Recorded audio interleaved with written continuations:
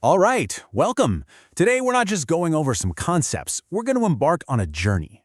Think of it as a story of creation, an epic quest to build a machine that can actually learn. We're going to follow along as a program starts from, well, basically nothing, and through pure experience, grows into a master. Let's dive in. You know, this single sentence right here, it really captures the question that has been driving computer science for decades. It's that fundamental what if that sits at the very heart of machine learning. It's not just about making computers calculate faster. It's about seeing if they can evolve, if a machine can actually improve itself just by doing something over and over. Every great journey needs a destination, right? A clear goal. For our story, the challenge is a classic one. We want to design a computer program that can completely master the game of checkers. And I don't just mean play it. I mean learn to play it at a world champion level. That's the quest. So, before we can even start building our champion, we need a map. In machine learning, our map is what we call a well-posed learning problem. It sounds complicated, but it just forces us to be crystal clear about three things: the task, or T, the performance measure, P, and the source of experience, E. If you can nail these three things down, you get a clear path forward. Okay, so let's apply that map to our checkers quest. The task, T, is super simple, playing the game of checkers. Our performance measure, P, is also straightforward. It's the percentage of games it wins. But the experience, E, this is where it gets really brilliant. Our program is going to learn by playing thousands and thousands of practice games against the most relentless, tireless opponent it could possibly find, itself. All right, now we get to the heart of the story. Building a learning machine isn't just one single thing. It's actually a series of really critical design choices. You can think of each choice as a kind of trial, a challenge that we have to overcome to, well, forge this artificial mind. Our first trial is a big one. How does our learner actually get its wisdom? We could go the easy route and give it direct feedback. That's like a teacher standing over its shoulder, showing it the exact correct move for every single board position. Or we can give it indirect feedback. We just tell it the final outcome. You won or you lost. Now, this is way harder because the program has to look back at all its moves and figure out which ones were the real game changers. That whole challenge has a name. It's called credit assignment. Okay, next trial. We have to decide what our program is actually trying to learn. I mean, it's not enough to just say, learn checkers. We've got to be super specific. What is the precise piece of knowledge it needs that will let it choose the best possible move every single time? Now, this is a really fascinating choice. We could try to teach the program a function that just spits out the best move. But there's a much more elegant and honestly more powerful approach. We can teach it something called a value function, V. This function doesn't pick a move. All it does is look at a board and assign it a number, a score. The higher the score, the better the position. And once you have that, choosing a move is easy. You just pick the move that leads to the board with the highest score. So how do we define this value? It's actually pretty simple. A board where we've won gets a score of plus 100. A lost one gets minus 100. A draw is just 0.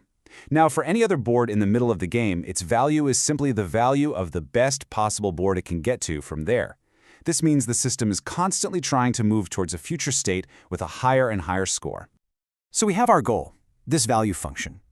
But how do we represent that abstract idea inside a machine? How does a computer hold that knowledge? This is where we have to build the structure for its thinking. Essentially, we have to build its brain. You see, a human player looks at a checkers board and just intuitively gets it. Our program can't do that. It needs to see the board as cold, hard data. So we'll define a set of key features it can measure: how many pieces each side has, how many kings, how many pieces are in danger. These are the building blocks of a winning position, and for our program, they basically become its eyes. And this right here is the core of its brain. The program will calculate the board's value using this simple linear equation. It basically just adds up all the features we just talked about. But each feature, each x, is multiplied by a weight, a w. These weights, they are everything. They represent how important each feature is. Is having more kings more important than having more pieces? The weights will tell us. The entire learning process is just about finding the perfect set of weights.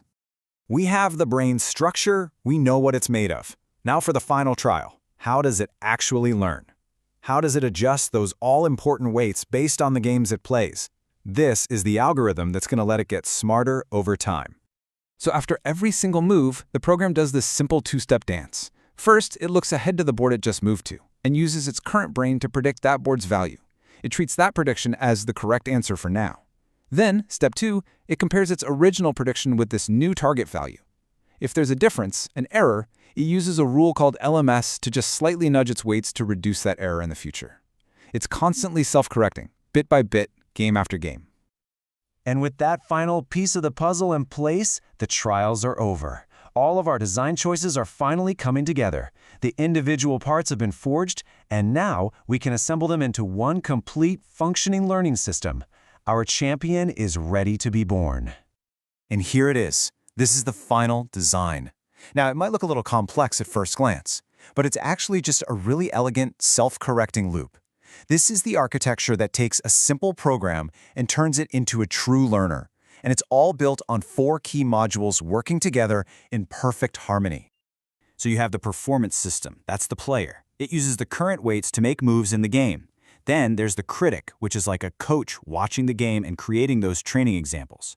The generalizer is the actual learner. It takes those examples from the critic and updates the weights.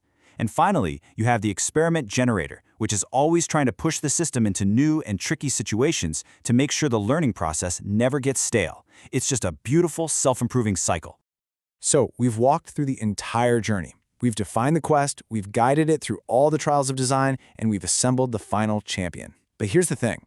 Solving one problem always opens the door into much bigger questions. This whole process of building a checkers player, it gives us a blueprint, a new way of thinking. So the real takeaway isn't about checkers at all. It's this. What other, more complex problems can be solved by clearly defining the task, the performance, and the experience? That is the next step in the journey.